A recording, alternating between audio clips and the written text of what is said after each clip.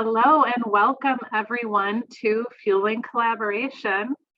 My name is Andrea Brandon and I am the Science Delivery Specialist with the Northern Research Station. And it's my privilege to welcome everyone to Fueling Collaboration. This panel discussion series presented by the Forest Service Northern Research Station, the Southern Research Station, as well as the Joint Fire Science Programs, Fire Science Exchange Networks, the Consortium of Appalachian Fire Managers and Scientists, Lake States Fire Science Consortium, North Atlantic Fire Science Exchange, the Oak Woodlands and Forest Fires Consortium, the Southern Fire Exchange, and the Tallgrass Prairie and Oak Savanna Fire Science Consortium have all collaborated together to bring this series to you. Our goal is to bring together and to make connections between managers and researchers who are interested in learning about and discussing some of the latest fire science and applications, and to build collaborative opportunities across the region. This is our fourth in a 5-part Fueling Collaboration series. And our discussion today is titled Fire and WUI in the Eastern United States. And we have an excellent lineup of panelists that will unpack this topic for us. And our moderator, David Godwin, will soon introduce them. But before we go on, I'd like to first acknowledge all of our organizers. And so I'll not name everyone here, but the individuals that are pictured here have contributed so much time and energy to bring Fueling Collaboration to you. And I personally feel like I have the best job in the Forest Service because I have the privilege to work with everyone on this team. And so it's just, I want to say thank you to the many organizers who have helped to make Fueling Collaboration fun and interesting and exciting. And I hope that all of our participants today enjoy things as well. So before I pass things off to David, to get the show on the road, I'd like to share that we have one more panel discussion as part of our 21-22 winter series. So next month, Jen Bunty will be moderating a discussion on the benefits of prescribed burning that go beyond fuel reduction. So she will be talking about tick control, blueberries, rare species habitat. So it should be a really exciting discussion. So we hope you'll come back for the last of our series. So to pass things off to David, again, we will be talking about fire and the wildland urban interface in the Eastern US. And this panel will talk about how wildfire, prescribed fire, and climate change interact in the WUI. So without further ado, I'm going to stop sharing my screen and kick it off to you. David, it's all yours.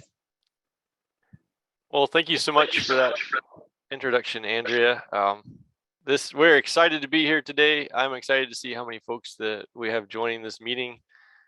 Jen was telling us that we had almost 900 people sign up to learn from this panel, and I think it's phenomenal. And over 75 questions that came in when people registered. So my name is David Godwin, and I am the director of the Southern Fire Exchange with the University of Florida. And the Southern Fire Exchange is part of the nationwide Fire Science Exchange Network. And we work in the Southeast to connect the fire management and fire science communities. So today, it's my pleasure to bring along a panel of speakers.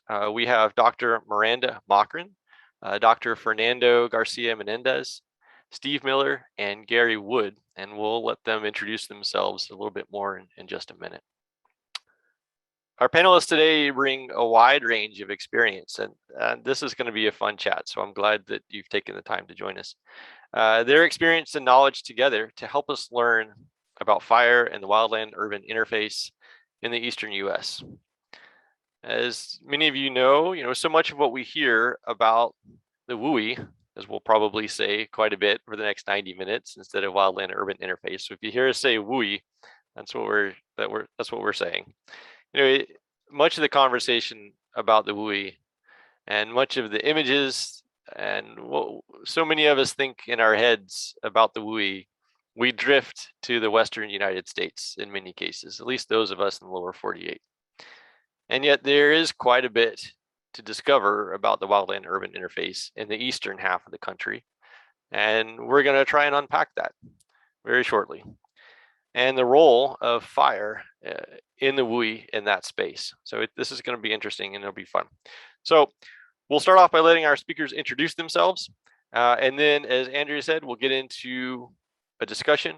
We've taken the questions that came in from registrations, and we've kind of organized those and structured them into a series of questions that'll help us explore this topic after the introductions. And then if we have time, we'll try and get to questions from the audience. So you can put those questions into the chat and we'll try and get through to those. So thanks. So all that to say, we're going to go ahead and hand things off and let our speakers introduce themselves. Our first speaker today on our panel is Dr. Fernando Garcia-Menendez. So Dr. Fernando, would you like to introduce yourself? Of course. My name is Fernando Garcia-Menendez. I'm an assistant professor of environmental engineering at North Carolina State University. My research group at NC State studies air quality and its connections to things like climate, policy, human environmental systems. And what we do is use computational modeling specifically to address different questions, look into different problems related to air quality.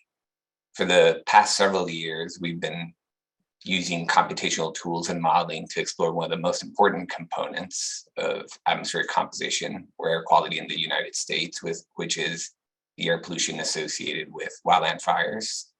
I'd like to remind folks that wildland fires are the biggest source of primary particle emissions in the United States. And fine particles are the air pollutant with the largest associated health burden globally and in the United States, of course. So it's been linked to a number of different detrimental health impacts, things like mortality, respiratory diseases, and many others. And so what we're trying to do within our research group is to assess the role of wildland fire, both wildfire and prescribed fire, on air quality and air pollution exposure. In particular, we've been paying attention to the Southeast, which we find to be a very unique and interesting area to investigate. All right, well, welcome and thank you for joining us. Next up, we have Steve Miller. Steve, would you like to introduce yourself this morning? Yeah, good morning. Steve Miller. I currently serve the Forest Service as the Director for Fire and Aviation Management in the Eastern region. But that's a recent occurrence. I've been there a little over 3 years. Prior to that, I spent a 31-year career working in Florida. 26 of those years, I was responsible for implementing a multiple use land management program across just about 750,000 acres. Some of that was in partnership, and the 500,000 was where we were the primary land manager. And in Florida, ecosystems are so dependent upon fire that a land management program is going to have a significant effort towards fire. So our goal was to try and burn 70,000 acres a year based on the ecological need of the property, of the lands for which we were stewards. We never got there. We got close. And the really cool thing is the team that is still there after my departure broke the previous record this past year. So that effort continues despite the fact that I left. And so now I'm sort of what I refer to as a prescribed fire evangelist. And in the region I work now, we've got 12 million acres of land on 15 field units across 20 states. And if I take that 70,000 acres that was the biological need when I was in Florida, we've sort of upped the game, because that same biological need on the lands for which we are stewards would be closer to 1 million acres. So it's good to have goals. That'll be ours.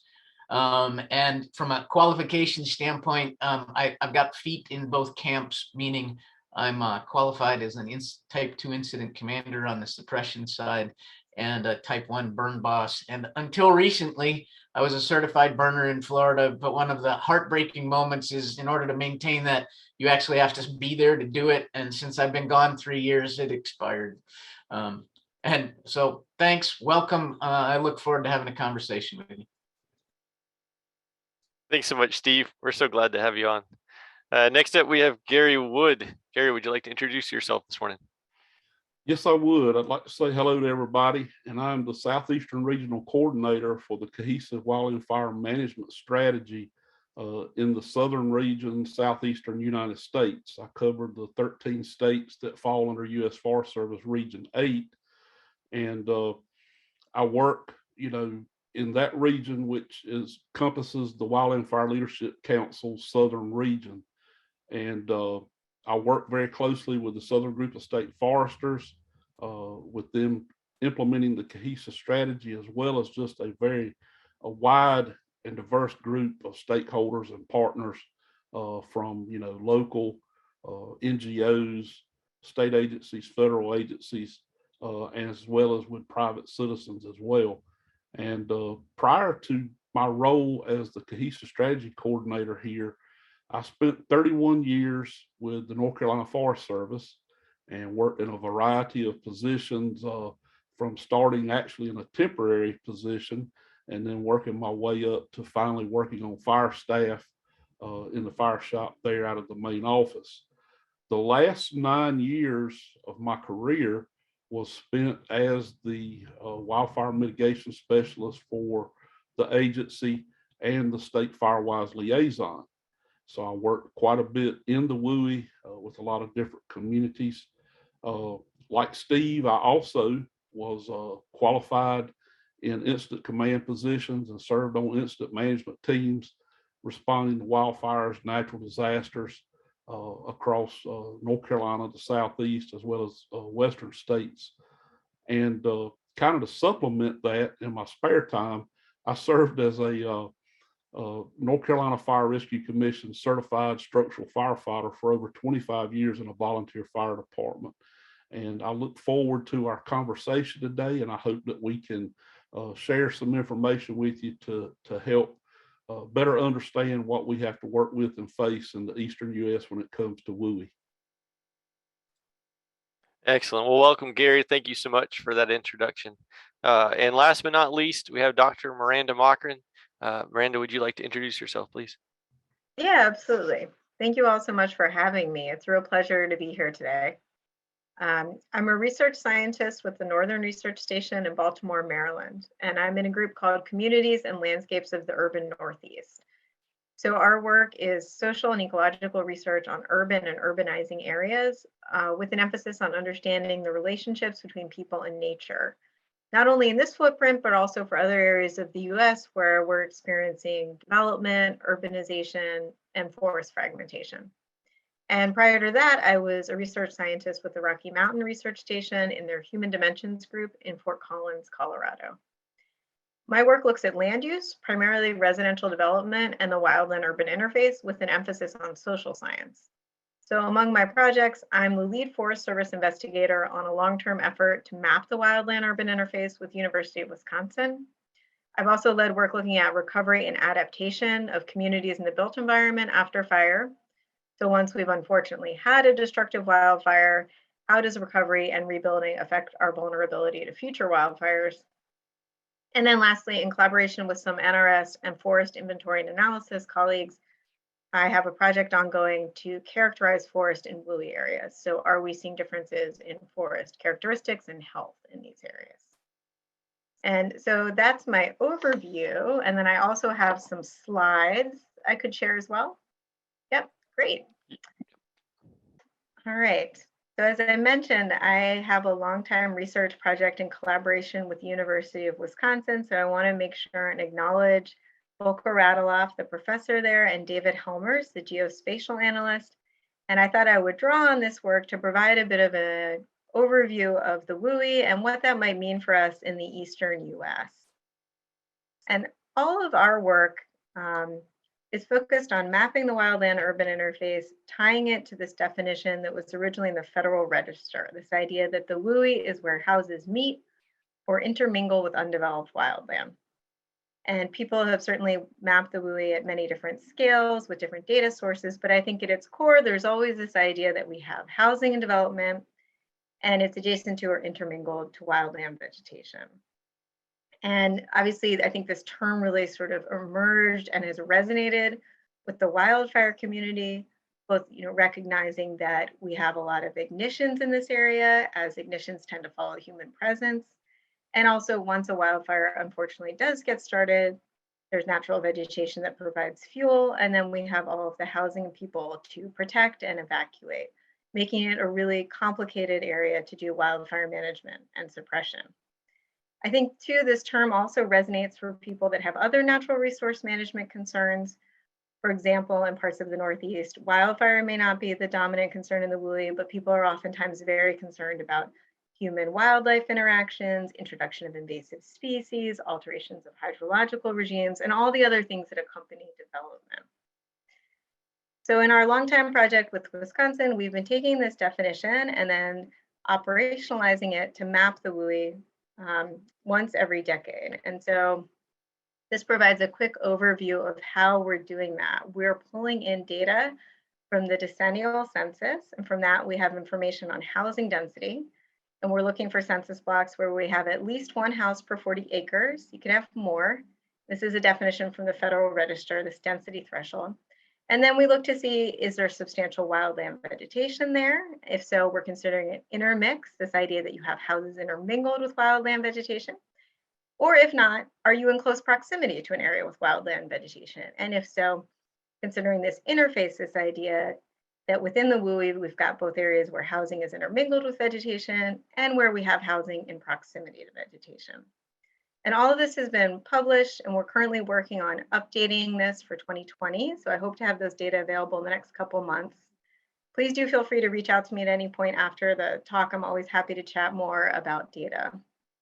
And so what it looks like when we combine these data sources and come up with a national map, we've got this here. This is the 2010 WUI. There's a lot to see on a national level map, but basically the orange and the yellow are the WUI. It's a little bit easier to see the orange, the intermix, that area where housing is intermingled with wildland vegetation. And I think one thing that really stands out when you look at this map is how much of this is in the east. Right? And so I went ahead and did some quick calculations for today's talk, and considering the east to include Texas and Oklahoma, and then everything east of the Great Plains, you can see that really the overwhelming WUI footprint and also homes are primarily located in the east. And I think this makes sense in that we have a lot of private land, naturally forested, and a really long history of housing development and growth, particularly in the southeast. That's not to say that the West does not have their own WUI issues. So this is a different way of looking at the same data set. It's now summarized at the state level, and on the left-hand side, you can see percent of houses located in the WUI. And here you can see we certainly have states in the east where a lot of the housing is found in the WUI, but we also have states in the west where that's true as well. And I should have said nationally, we estimate that about a third of the US population lives in the WUI. So this is a substantial amount of the housing across the US. And then on the right-hand side, same idea, summarizing things at the state level, but this time showing you the percent area in the WUI. And again, sort of emphasizing with all of our private land and long history of development, a lot of that WUI area is found in the east. Now, the WUI mapping that I've been talking about is using remotely sensed land cover. It is not taking into account anything about the fire regime or the fire history. And so my colleague Steve Miller wanted to make sure to also present this slide as well, something he relies on to provide more insight into sort of the fire regime and the current condition class that we're experiencing here in the east. One of the things that I wanted our conversation to start off with was just, what does the WUI in the eastern United States look like? And Miranda, thank you so much for those figures and for the maps to kind of depict it. I was curious to know if any of the other panelists wanted to add to that conversation. And clearly we have quite a bit, or you could say, as your data show, 3/4 of the WUI in the US are found in the eastern half of the country. Are there differences that you guys could describe about the WUI across the eastern region? Is the WUI in the deep south the same as the WUI that you would find in the northeast? If I can interject on this, there is some differences. When you look at WUI in the east, like Miranda had the great graphics there. Of course, California has the most houses, I believe, in the WUI, but following that, we have Texas, Florida, North Carolina, and then Pennsylvania all in the east. And as far as the greatest number of people that live in the urban interface, of course, California again leads that factor, but Texas, Florida, North Carolina, and Georgia fall in behind them. One of the big differences I feel like we have in experience in WUI in the east is there's a lot of seasonal homes, a lot of vacation type homes that people have. And so from a mitigation standpoint and trying to go and do outreach and education, you've got a challenge at trying to catch the people that are seasonally in their homes. And then, oftentimes the times that you have major fires or significant fires burning, those residents may or may not even be in those seasonal homes. And, some of the highest percentages of those seasonal homes are in the east. You look at New Hampshire, you look at Maine, a lot of percentage of the seasonal homes there, as well as Florida, Michigan.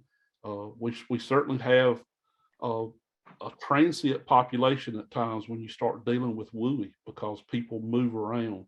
A lot of people will spend their winters in Florida when it's extremely nice and warm there, and then when it gets extremely hot in the deep south, they will go back to their other home they have, either in a mountain setting in the Appalachians or further back up north where there's even cooler temperatures. And so, we have to deal with that, as well as there are some construction differences between our homes in the WUI in the east and what you see in the west.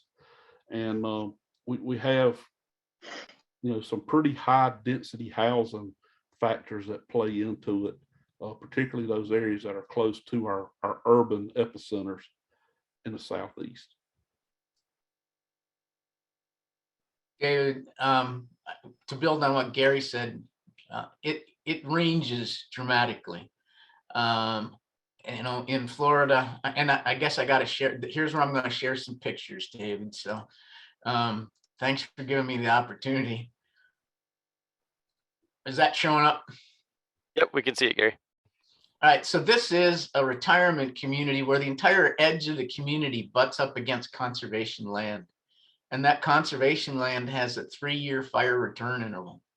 So we're prescribed burning next to that community pretty regularly. And if you look at all the little boxes, what those are golf carts. That community has a closed circuit TV system. And so when we're going to prescribe burn, we communicate with them, and suddenly they start canceling their tee times. And when people in Florida cancel golf in order to do something, the something must be important, but they want to watch. So it can be, that kind of edge, or in Southern Illinois, it can be this kind of thing where we've got scattered houses that were rural and typically tied to agriculture. And it's up against oak woodlands where we're trying to restore oak with prescribed fire. So what does it look like? Those are sort of two bookends, and it's everything in between. Yeah, Steve mentioned the golfing aspect, and it's a big thing in the southeast. A lot of retirement communities, they go in and build the golf courses, and those are a challenge for us at times as well. But when you look, in the east, we have a lot of coastline, and water draws people for recreational purposes there. And it's not uncommon to have, a fire that's less than a quarter acre in size that can do, $500,000 worth of damage to 3 or 4 homes. and which if you'd have been standing there with a garden hose when it first started, you could have avoided it. So those are some of the challenges that that we face, as it's tied to that recreation. Of course, in your mountainous areas, people like to ski, so you try to draw people there as well. Just a big challenge at times. One of the So things go ahead. One of the things that makes it especially challenging is oftentimes those communities built on the edges, especially if they're up against conservation land, put a premium on those lots near that conservation land. So now you're drawing in a bunch of folks who want to be at that edge, and the opportunity and the need for education of what's going on for the management on the public land or the conservation land side is a really critical portion of how that relationship will be successful. So Steve and Gary, I think y'all really jumped us into kind of the next thing I wanted to hit on was, we've started to talk about what is the WUI in the East. We've kind of looked at these bookends and looked at maps and images of where it is and what it could look like. But that's just a sort of defining WUI, right? So the next thing I kind of want to move into, and y'all just started, is fire in the WUI. What does fire in the WUI look like in the East? Are there wildfires in the WUI in the East? Are there prescribed fires in the WUI in the East? Can y'all dive into that a little bit? I can talk about it quickly, maybe just from a general perspective. When I started looking at fire in the East and in the Southeast, I was kind of surprised by the extent to which the fire in the East is prescribed, right? So we're looking at places like Florida, Georgia, North Carolina, where the burned area is over 80, over 90% prescribed fire. And these locations with a large fraction of the state being WUI, that also means that a large fraction of the fire in the WUI is going to be prescribed fire. And looking at the data, I also found it interesting to see kind of a wide range of different types of prescribed fires. If we look at, for example, we've looked at permits or digital fire or burn permits for places like Georgia, and we find the mean area of these burns can be close to 20 acres. And if we look at the median area of permitted burns, closer to a few acres, maybe 3 acres. So a lot of small fires if we look at the total number of fires. So I think that's different, and it's different to a lot of the fires that people are more familiar with, at least watching the news or hearing about in the news. If I can coattail and follow in behind Fernando there, David, he hit on some very valid points there. One of the things about the Southeast in particular and the East as a whole is we have a lot of organized fire departments, and we have to give them credit for getting to a lot of these fires and hitting them quick and keeping them small. But we do have those larger fires that do cause the damage there. So from a WUI standpoint, we've got that aspect of it. When you look at who's responsible for that fire protection in these areas, that varies. In the Northeast, most of the jurisdiction and responsibility for fire protection on private lands falls to the local fire department and that local fire chief. Whereas in the Southeast, most of our states here, that jurisdiction and that authority is legislatively mandated to the state forestry, organized forestry agency in the Southeast. And so, of course, there has to be a lot of good partnerships that are worked collaboratively between those two agencies, both in the Northeast and in the Southeast as well. But, when people ask about, wildland urban interface fires, and like y'all kicked it off with, that we always have the images that we see in the media in the West, people forget about what happens in the East. You go back to 47 with the large fires that burned up in Maine, 16 people lost. You had 851 homes destroyed, almost 400 seasonal cottages, and over 2,000 people left homeless. That was in 1947. Then, fast forward to Palm Coast, Florida, in Flagler County, 1985, Palm Coast, 10,000 residents were impacted there. That was like one of the big eye openers for us. You had 131 homes destroyed. and oftentimes fire history repeats itself, because then you look back to 1998 in Flagler County, and the governor ordered evacuation of the whole county. That's 45,000 residents that you've got to displace.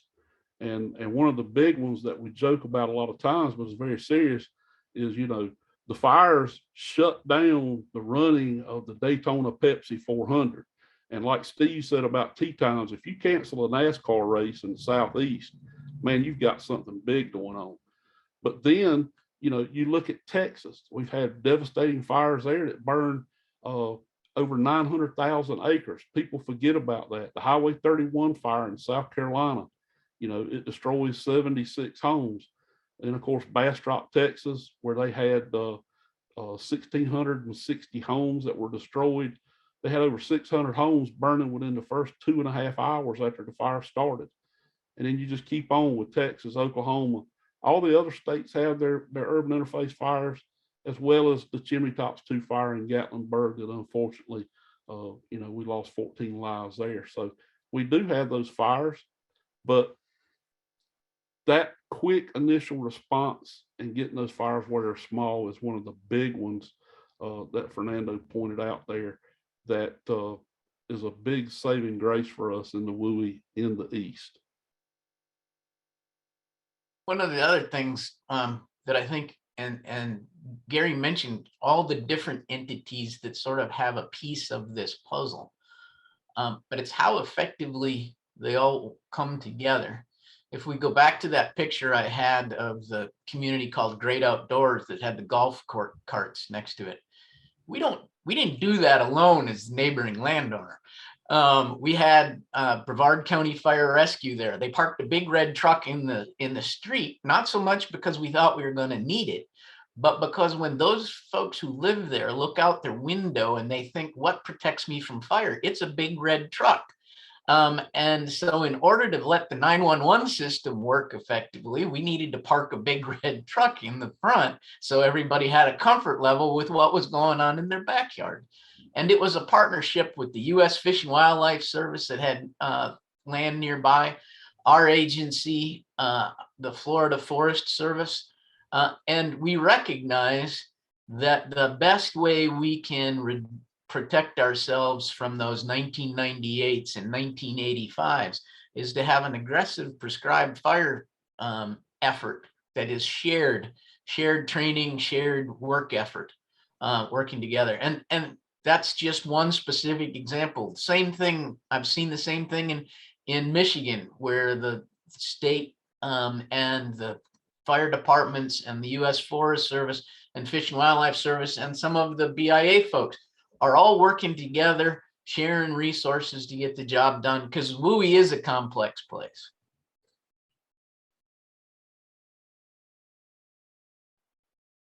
I like where this is going, and I think I've got another direction I want to take it and ask you guys, but before I move on, I'm going to quote Stephen Pine, because he seems like there's a Stephen Pine quote for like every conversation, right? So if y'all are joining us today and you don't read Steve Pine, and you're interested in fire, doesn't matter where you are, you should read Steve Pine.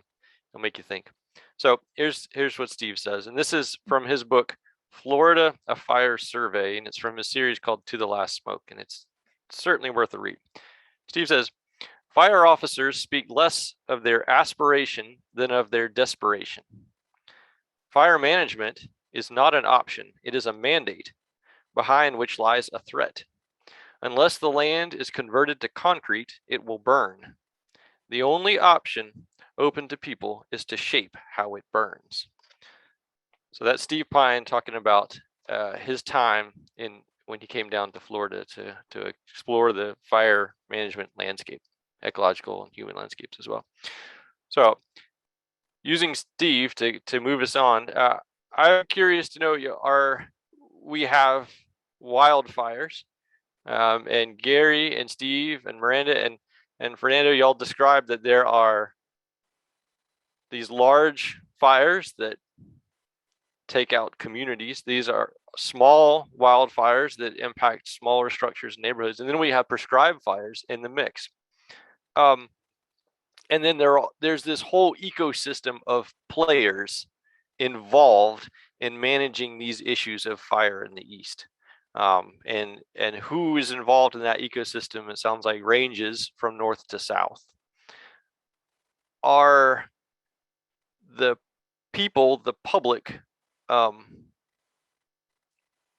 they aware of the fact that they either exist within something that we are now talking about now is the WUI, and is the public aware of the risk that comes along with living in their particular piece of WUI, whatever that risk may be? Could y'all talk about that a little bit? Well, maybe I'll share some thoughts and let the rest chime in after that.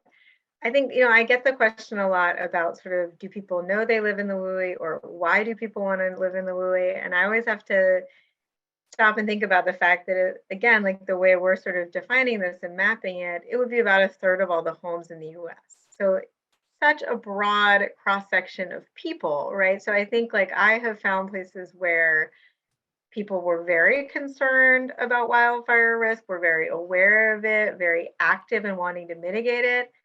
I think there's certainly other people who might be aware that an area could be fire prone, but think the likelihood of a fire negatively affecting them in their community is a lot lower.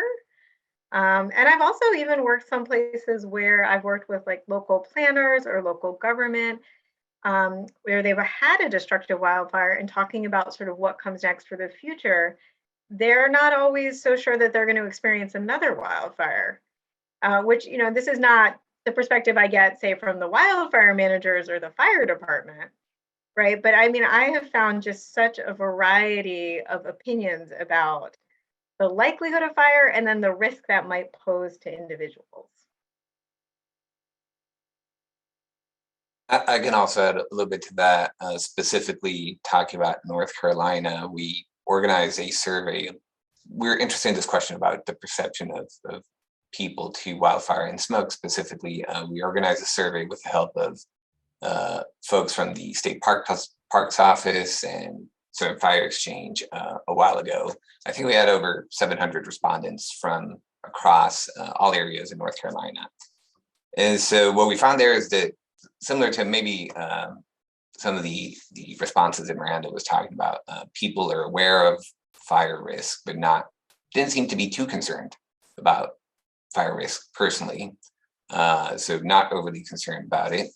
Also surprised that the vast majority of people seem to know, or at least reported that they understood the differences between wildfires, prescribed fires, to seem to be familiar with those different types of fires.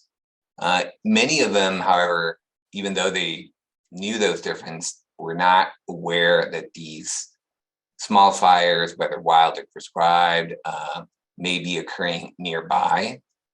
So a smaller fraction of them reported being aware that that there were some fire being conducted near where they were living. And this is, I guess, not too surprising. We have prescribed fires at just a couple of miles here from the NC State campus. I noticed a fire last year at Lake Johnson Park, which is kind of right in the middle of Raleigh, and I guess most people would never suspect that there's prescribed burning going on there unless they kind of run into it and really see it. Also kind of impressed that there was a positive perception, at least in North Carolina, for prescribed burning. So I think over 80% of the people said that they believed it was something that would improve environmental conditions, more so in high burn areas, so places with larger burn intensity. Those seem to have even a more favorable opinion of fire. And also kind of talking about smoke, I'll just add that in. People also seem to be some people were concerned about smoke. Many were not overly concerned, maybe just a little bit concerned. At least I think it was over 20% of the respondents said that they had either themselves or a family member that was vulnerable or would be especially vulnerable to the impacts of air pollution and smoke. So I found those results too. And those are specific to North Carolina, but found them to be interesting as far as the perception within the state. It's a constant challenge to try to educate the public. And and the perception oftentimes is, well, it's not going to happen here. We don't have fires like that here. You know, that all happens in California because that's what people see in the media. You know, you can be having a significant fire somewhere in the southeast, and local media is not even picking up on that. You know, but they'll report at like the top of a newscast of a interface fire that's happening somewhere in the west. You know, we even there was a wildfire back a few years back, and one of the governors, you know, gets up in a press briefing and he said, "Yeah, we're having California-like fires here." And I'm like, no, you know, it's not a California-like fire. This is a fire in your state, a long ways from California. And I had some contacts with one of the local folks there that was pretty tight, close, going around with the group, with the governor of different fires. And I put a call in and I was like, you need to pull him aside and just ask him to not make that statement anymore, because, you know, these are the fires that can occur here. These are the fires that are going to continue to occur here.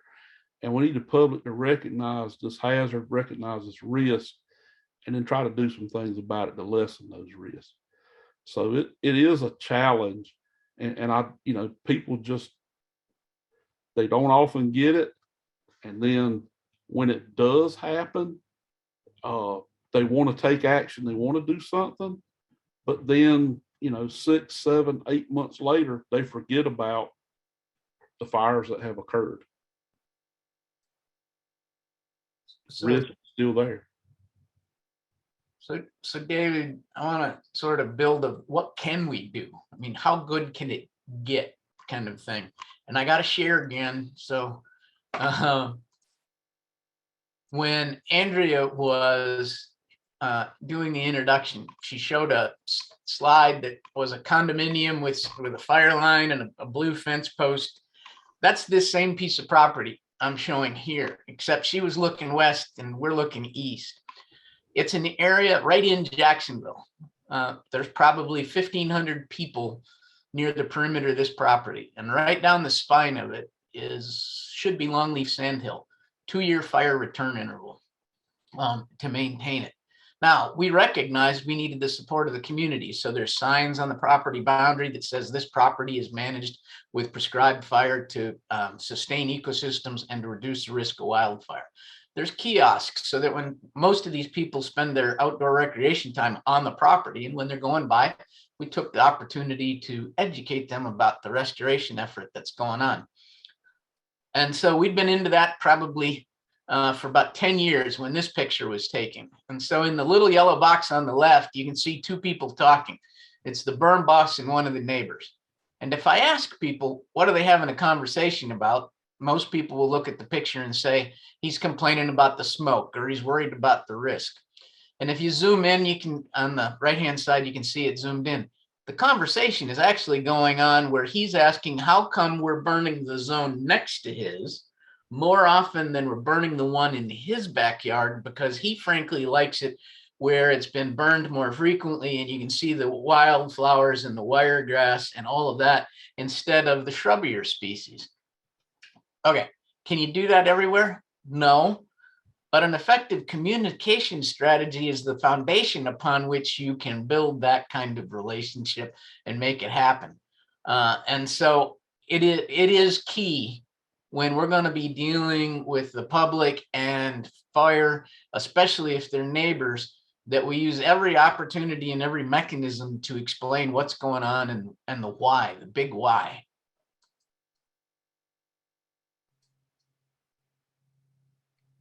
All right, so I feel like there's so many different directions we can go from this. This is just fun. And I got to prioritize because I'm watching the clock too. So while you're on the messaging part, I feel like we got to hit on it. You know, are there what kind of messages are resonating to talk about prescribed fire? I want to do that. And then after we do that, I want to move on and I want to know if y'all can, is prescribed fire our only tool in the toolbox for managing wildfire risk in this area? So we're going to go those two, and then there was a question in the chat about smoke, and we're going to get there too, because I saw that and I want to touch on that too. So I'm going to get ahead of myself. But Steve, talk about, I want you, and then we'll move on to everybody else. Talk about your messaging when communicating about this prescribed fire, that especially in this neighborhood, but if you have experiences from your new region as well. So first off, I'm envious of Gary, because in good old Region 8, they have been able to connect so many of their listed species to fire maintenance in those ecosystems and sustaining it. And so they've done a really effective job of communicating that to the public. So in many places, the public has an expectation there will be prescribed fire because they love this little bird, or they really like this tortoise, or they support making sure that we have salamanders. Elsewhere in the country, we haven't done quite as good a job of making that connection, or maybe there's fewer species to make the connection. But it is important, and there's a bunch of really cool research folks have done about the role Native Americans played in what some folks call fire gardening to sustain those ecosystems, and that when that native process was interrupted, ecosystems changed dramatically. And so we have a big job to communicate, gee, that's pretty, right? But what's the recipe for keeping it that way? And communicating the pieces, parts of stewardship that are necessary to maintain it. Because it is not like a marble statue or a snapshot. It's a movie that's going to be changing over time. And we've got to do a good job of communicating what are the ingredients that are going to sustain that system, and how much how often does that need to happen?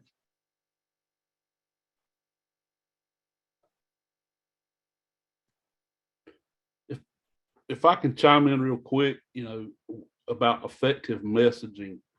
When I worked in a mitigation role, I tried to stay away from scare tactics. But I'm gonna go back to Steve's conversation about the big red fire truck. A lot of the folks that are moving into these WUI areas grew up in an urban area, and they expect that when you dial 911, a big red shiny fire truck rolls up in front of the house. So when I had a community I was approaching about doing some type of mitigation work, I would go in, I would ride the community, I would take pictures of various different things where they have problems. There's nothing like showing and making that impact right there at their back door, showing what the problem was. But I also would try to go and incorporate some areas with some of those ecosystems, like Steve was talking about, where you could show those wildflowers that had come back up after prescribed fire was reintroduced into a landscape.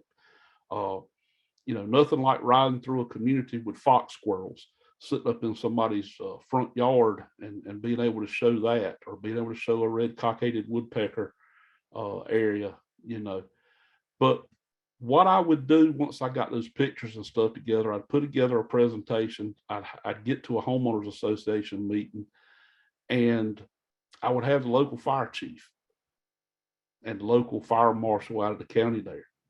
And I would put up a picture and show where there had been fire occurrences over the past 10 years around the community. So you had that visual impact. And then, I would say there's 1,500 homes in your community here. And I'd look at the local fire chief and I'd say, how many fire trucks do you have in your station? And he'd have maybe 10 or 15. And so I was like, okay, folks, do you understand if you call 911, chances of having a truck roll up in your yard ain't gonna happen.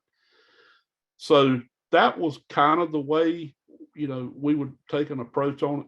But the visual part and tying it to ecosystems, we had one community, and this has happened in a lot of different states, where they've been threatened by wildfire.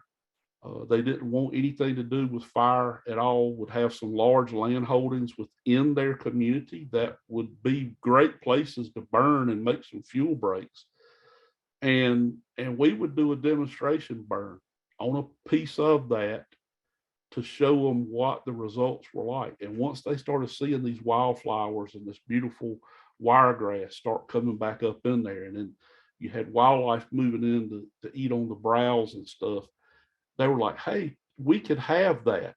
And so we actually saw that it was a benefit to show them what they could have if they would reintroduce fire into the area that they had moved into. And we've had some pretty successful events doing that. Texas had a great one where a place was threatened with a wildfire. They didn't want anything to do with fire. They did a small control burn, and it's really bought a lot of stuff there to help them move forward with mitigating and reintroducing fire on the ecosystem. So it sounds like prescribed fire is a big tool for mitigating wildfire risk across the region, including in the WUI. One of the things I was curious, and we had some questions that came in from registrations, was, is prescribed fire the only tool in the toolbox for mitigating risk in the wildland urban interface in the eastern half of the country? Are there other tools available? Are they being used? Are they being used at scale?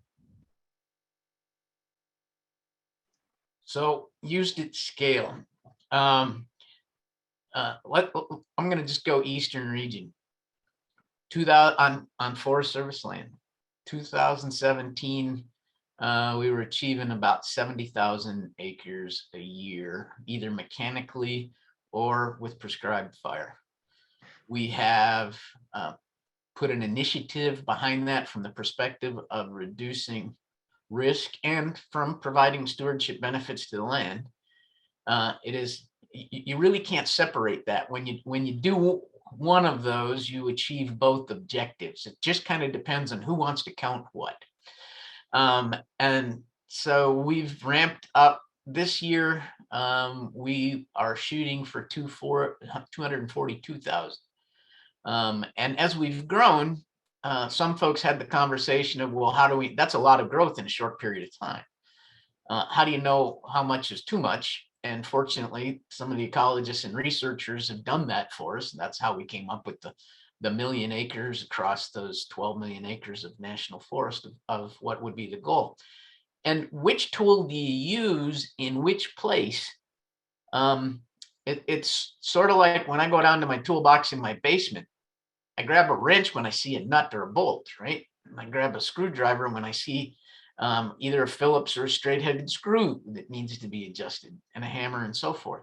There will be places where mechanical does just fine, and it doesn't produce the smoke where you're in the really tight urban interface. It may have less risk, those kinds of things.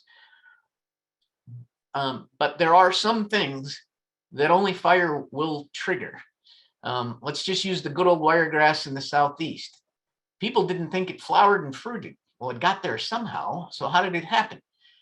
For years, and you can get it to flower if you mow it or if you disturb it mechanically.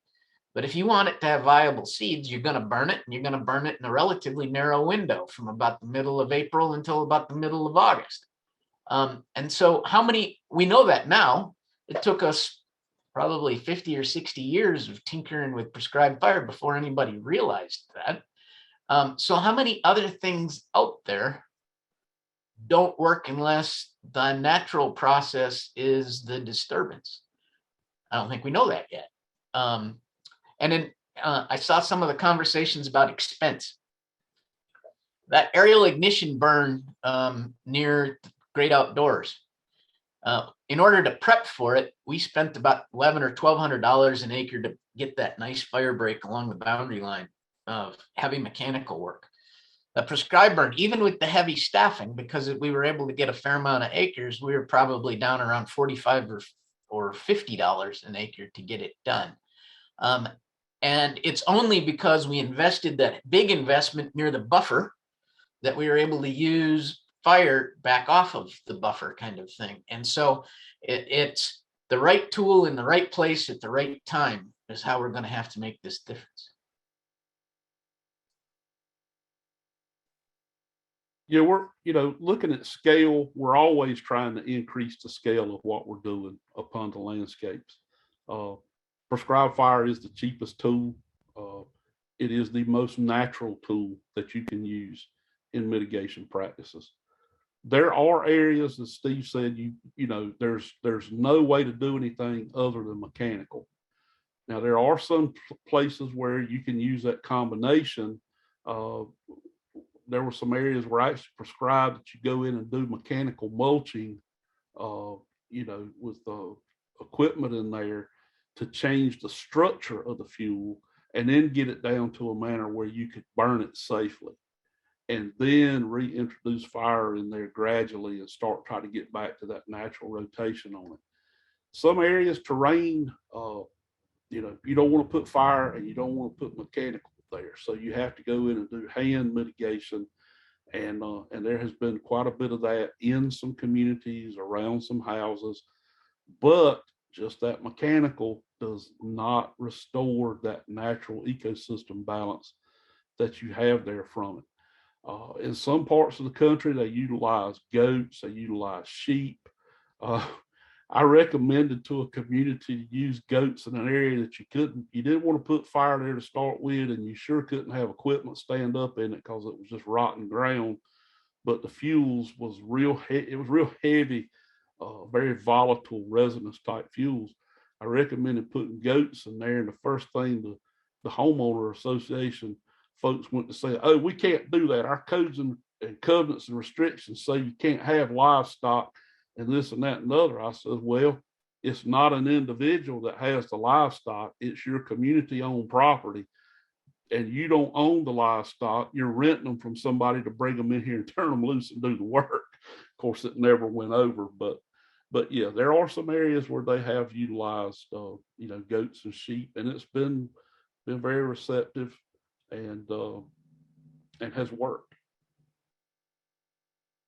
And, just to chime in, I'm sure all the panelists and everyone on the call agree, but this doesn't seem like something where we're going to mitigate vegetation and sort of in that way mitigate our way out of wildfire risk, right? So there's the vegetation piece to it, and then there's all the different things that we're asking homeowners and communities to do and the fire departments. And so really is sort of everyone contributing. So with the talk of prescribed fire being one of the big tools, and it's not the only tool, Steve, but it is a tool, and it's being widely used. We had a lot of questions that came in, and rightly so, about smoke and air quality related to fire in the East. So could y'all dive into that a little bit? That's something that comes up related to prescribed fire in pretty much any public conversation about it. And it's certainly something that folks from the research and management side are really interested in as well. I can comment. I can start commenting with kind of a big picture, maybe perspective. Smoke, of course, is a component, as I said before, a very important component of air quality in the U.S. at this time. And as everyone here has stated several times, can't really choose between a reality with fire and a reality without fire. We have to choose between different realities where we manage and control fire to different extents. But those fires are going to have emissions, and those emissions are going to put smoke up in the air, right?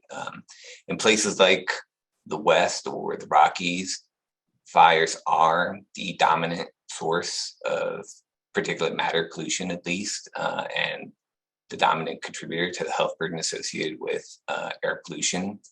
Nationally, I believe we're talking about 10 to maybe somewhere between 10 and 15% of the national average fine particulate matter pollution and the attributable health burden associated with wildfires. And that naturally leads to, depending on the estimates of several thousand premature deaths in the United States each year.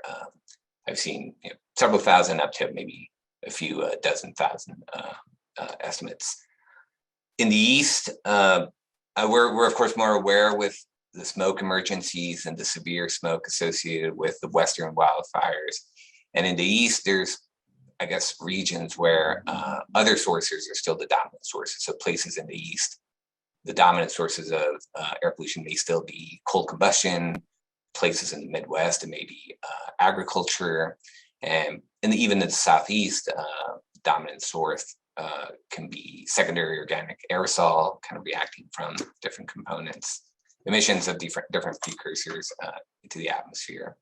But it's important to note that we, of course, also have large wildfires in the South, and we've looked at kind of the health burden associated with those, and have seen dozens of premature mortalities likely associated with big wildfires occurring in the East and in the South. And if we look at prescribed fires, also kind of important to note that the total emissions from prescribed fires, which are highly concentrated in the eastern half of the United States, those are comparable to the total emissions from wildfires in the country as well. So a large amount of smoke associated with those prescribed fires, the nature of the exposure to that smoke in the East, and especially areas with intense prescribed burning, that's very different as opposed to kind of these big episodic episodes with very high pollutant concentrations. In places in the East and in the South, we're looking at sustained lower concentrations that may be concentrated into the burning season, early months of the year, that are consistent across multiple years. So recurring year in and year out, you get those kind of sustained impacts. And I think that's important because we have strong evidence of associations between not only acute exposure to smoke, but also strong evidence of associations between negative health outcomes, things like mortality and different respiratory diseases, with chronic exposure to long-term chronic exposure to lower pollutant concentrations.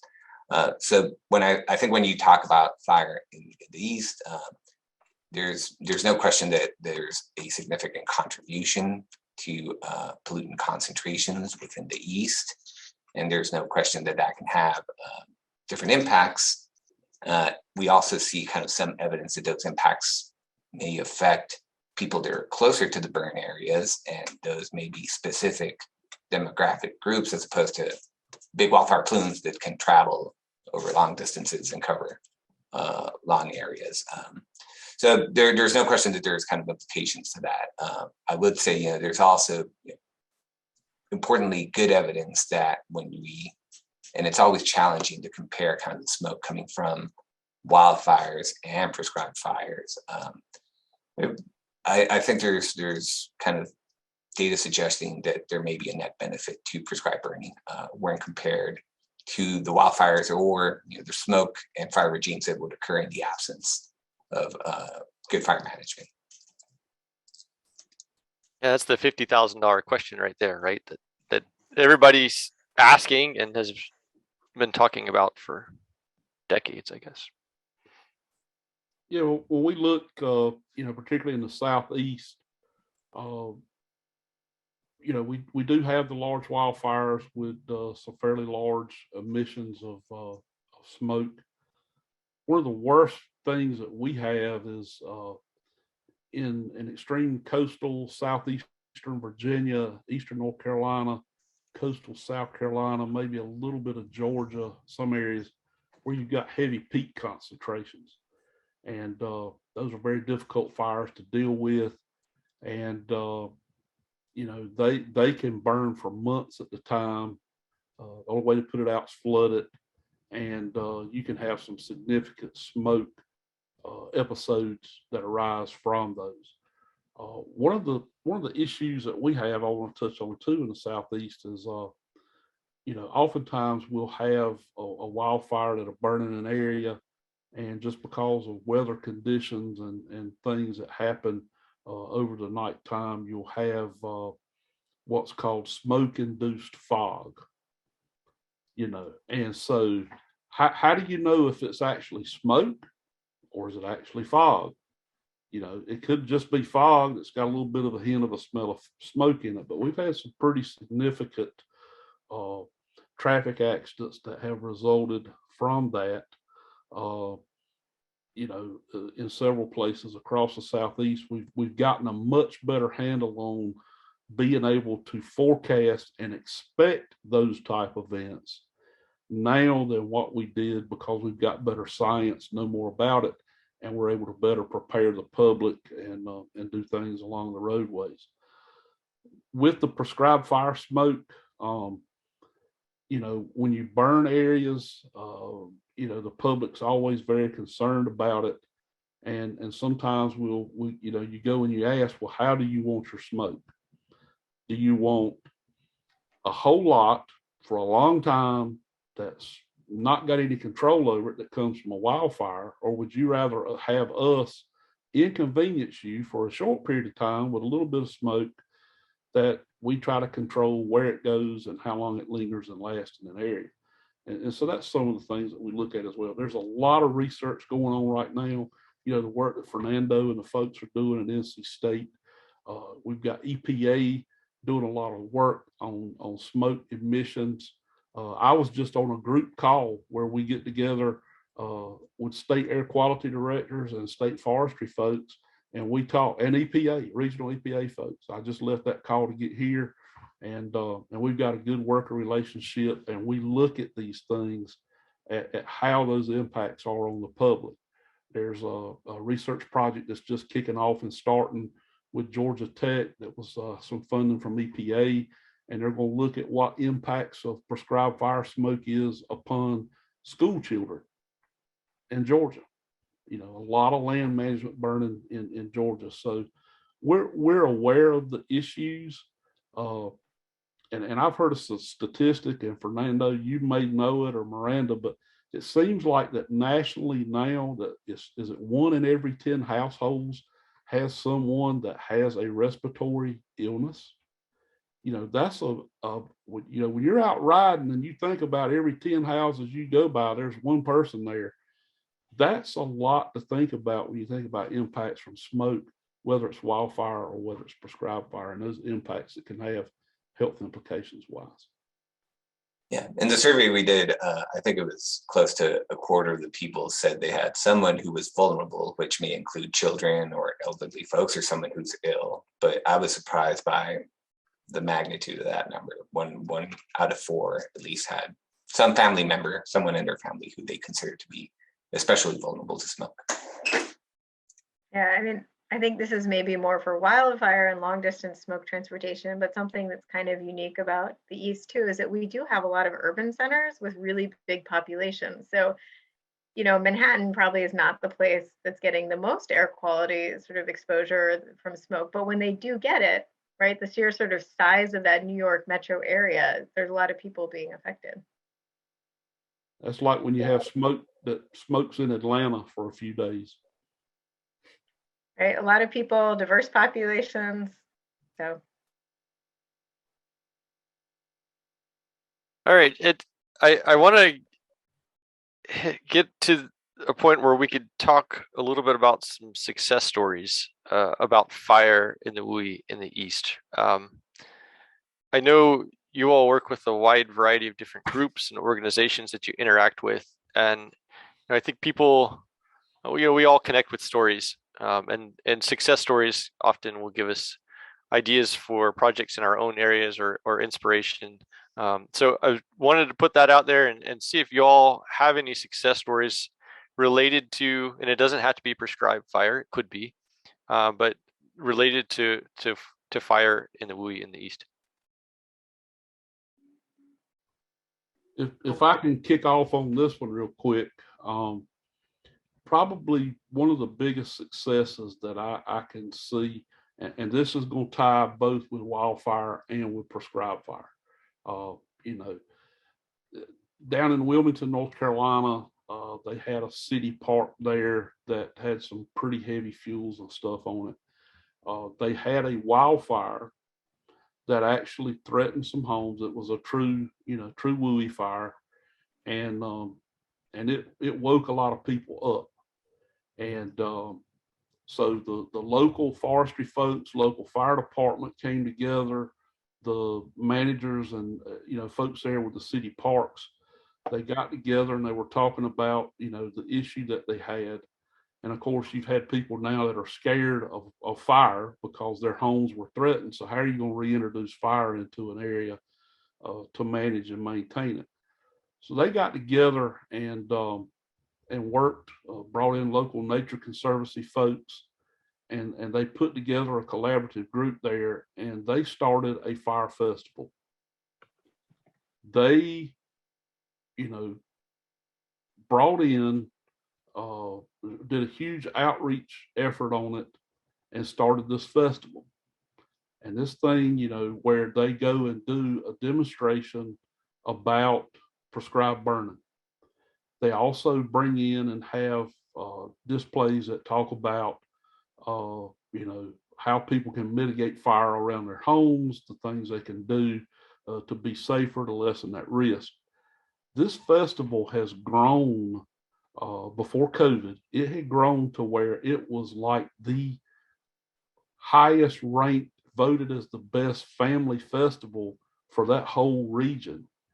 And they've got a lot of partnerships now, and this thing has really grown and grown and grown. And you can go and Google Fire in the Pines down in Wilmington, North Carolina, and see it. They had a great picture a few years ago, the mayor pushing Miss Wheelchair USA down a little dirt trail, and she's got a drip torch stringing fire as they're going there. So great success story there from it. These fire festivals have expanded. They're doing some stuff. State Parks is up at Weymouth Woods in Southern Pines, North Carolina, with a party for the pine. It's like the oldest longleaf pine in North Carolina. And when you look at Weymouth Woods, you've got this longleaf ecosystem sitting there, and then all around it is all these homes and stuff, and a town that has been built there as well. And a lot of times we can get these communities that have been threatened by wildfire, just like I talked about the one in Texas. They were impacted by wildfire, but you go in and work and you try to talk and educate, and then you show how you can reintroduce fire into that area successfully and safely. And we've had some big win-wins in that situation. And it's all collaborative, it's not just one entity. In the East, we have great collaborative efforts with a lot of different partners and a lot of different levels. And that's what makes such great successes is you've got a whole bunch of folks with a lot of good ideas that come together to address a problem, and collectively they get some great successes out of it. David, one of my favorite successful stories comes from Southern Illinois. The Shawnee National Forest was one of those that the Forest Service had to buy back. So it doesn't have nice, clean boundaries. It's got this irregular edge. And they needed to do oak restoration. And oak restoration is going to need fire in order to deal with competition from other species. So they worked with the fire department, and the first thing they did was they got a grant from state and private to build a community wildfire protection plan. So that's got the fire department on board, the Forest Service on board, adjacent Fish and Wildlife Service. The next thing they did was they looked at instead of taking your leaf blower up steep slopes and creating a fire line in hardwood litter, where does it make sense to bring it out to an existing road or an existing edge of a pasture? So they mapped that. Then they met with Illinois Department of Natural Resources, who had written a bunch of management plans for these private landowners. And most of the management plans included prescribed fire. And they hired a coordinator to package this all together because they need about 11 or 12 under a contract. They hired this coordinator, 11 or 12 landowners. And the coordinator happened to be from the area, and he knew Ms. Doreen. And Ms. Doreen's about 80 years old. She lives at the head of the valley, and she knows everybody, and everybody knows her. So they had coffee with her, and they told the story about what they want to do. They had the Nature Conservancy with them. to have some sort of non-agency credible subject matter expert as well. They sat down and they convinced Ms. Doreen that this was a really good idea. And she said, if you give me 2 days, I'll talk to all the neighbors and they'll be ready. And so she did all the convincing. They showed up, everybody was comfortable with it. They signed the permission to burn across the boundary. And so now it's big enough that, and the lines are nice and firm, so the risk is lower. The neighbors are getting their private land prescribed burn. The Southern Illinois Prescribed Burn Association, Southern Illinois University have this big partnership. And then they built on that and said, hey, that was such a success, let's keep it going. And so now they got a website and an effort to continue this across the landscape called Let the Sunshine In. And they've, I think, taken what I refer to as a project and turned it into a cause, because they looked at what are the opportunities for everybody to have a mutual benefit and collaborate and get it done. And so, you know, it's mom, apple pie, flags, hot dogs, the whole shooting match. And that Let the Sunshine In. If one of the partners sort of has somebody who's challenging what they're doing and why they're doing it, the other partners come in and explain, and because they're not the one who's being targeted, they show up with credibility. And so just having the partners help tell the story is critical to success.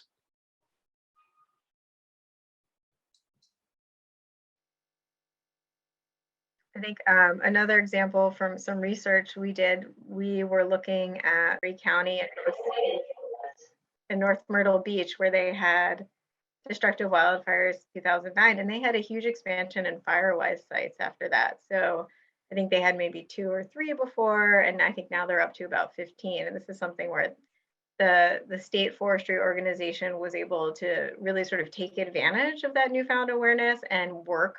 A lot of the new developments that were in these sort of, you know, planned urban developments with HOAs, and he was really able to work with people and increase participation in fire-wise. So I think I remember that as a success. Maybe as a caveat, the actual homeowners association development that had experienced that Highway 31 fire did not pursue fire-wise certification, but a lot of other people did. So.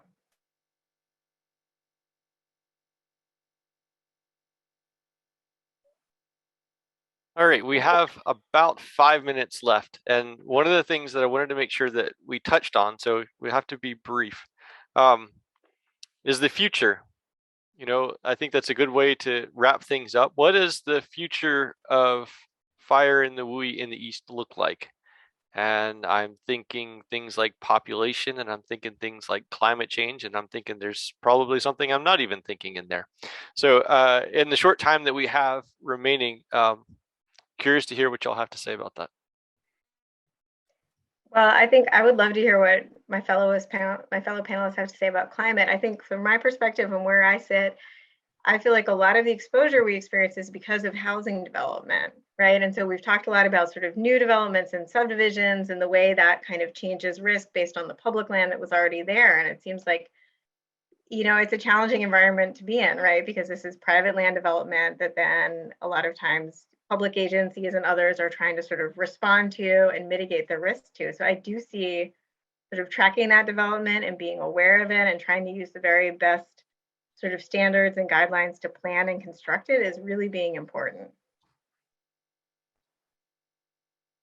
I can comment briefly on the climate side of things. I think projections for climate change in the East and places like the Southeast are going to be more uncertain than other places, so high uncertainty in those projections. But I think overall, there is kind of some consensus that at least atmospheric or environmental conditions are projected to be more favorable for fire in the future. So we're looking at a warmer future, higher temperatures, and conditions in general that will be more favorable for fire. I think the East, though, you know, kind of building on what Miranda said, is much more complex than that, right? So how that interacts with development in the region and what that means for things like fire management under changing prescribed fire windows and opportunities, what that means as far as kind of the way land is managed is really important beyond just kind of the projections of a warmer climate with perhaps a longer natural wildfire season and kind of higher fire risks based on just the meteorology. Yeah, I agree from a climate standpoint. You know, we're already seeing those trends of fires are going to burn hotter, larger. We're going to have more periods of, longer periods of drought, flash droughts moving in areas, etc. We already are challenged in the East with working with a fragmented landscape. Our landscape is just going to continue to become more fragmented as we get more development. It just really eats at me when I ride and see a lot of what's going on across our region. Our local leaders have really got to wake up. You know, they've got the developers are in their pockets. They're actually reducing the lot size, so you're getting more dense houses there. We have got some significant challenges coming to us in the future if we don't somehow get people to understand it's not a matter of if fires are going to occur, they're going to occur. The question is where, under what conditions, and how bad it's going to be that day, and what have you done to prepare for when that happens. And those are the big things. We've got some huge challenges in the whole East ahead of us when it comes to urban interface and the fires that we face.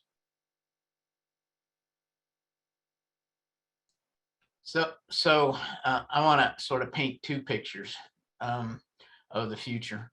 One is we're learning a lot about the scale at which we need to have stewardship disturbance regimes on the landscape. We in the eastern region, we're nowhere near where we should be for sustaining ecosystems and all the pieces parts. You know, although Leopold said the first part of successful tinkering is not throwing away any of the parts. And so we got to do a better job of maintaining all the parts. So that's sort of my optimistic side of, I'm hoping we grow fire as a natural process on the landscape to a great degree.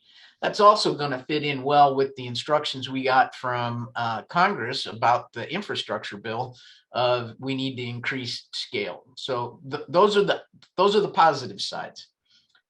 My glass is half empty side. I read an article earlier this week that Maine has an outbreak of southern pine beetle.